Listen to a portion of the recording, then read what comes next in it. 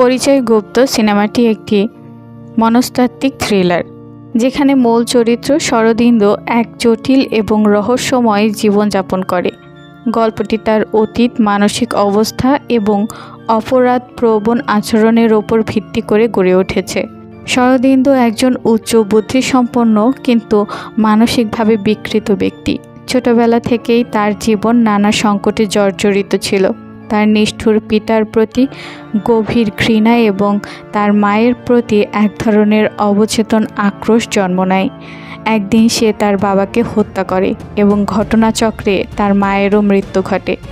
এই ঘটনার পর সে তার বড় ভাইয়ের স্ত্রীর প্রতি এক অদ্ভুত আকর্ষণ অনুভব করতে শুরু করে, কিন্তু তার এই অনৈতিক আকাঙ্ক্ষা ক্রমেই এক বিকৃত রূপ নিতে থাকে। ধীরে ধীরে তার ব্যক্তিত্বে একটি বিভাজন দেখা যায়। সে কখনো নিজেকে নির্দোষ ভাবতে থাকে, আবার কখনো এক নির্মম খুনির মতো আচরণ করে। সিনেমার কাহিনী মূলত তার মানসিক দ্বন্দ্ব, অপরাধবোধ এবং নিজেকে নিয়ন্ত্রণের চেষ্টা ঘিরে আবর্তিত হয়। পুলিশ যখন তার কৃতকর্মের তদন্ত শুরু করে, তখনই তার জীবনের আসল পরিচয় উন্মোচিত হতে থাকে।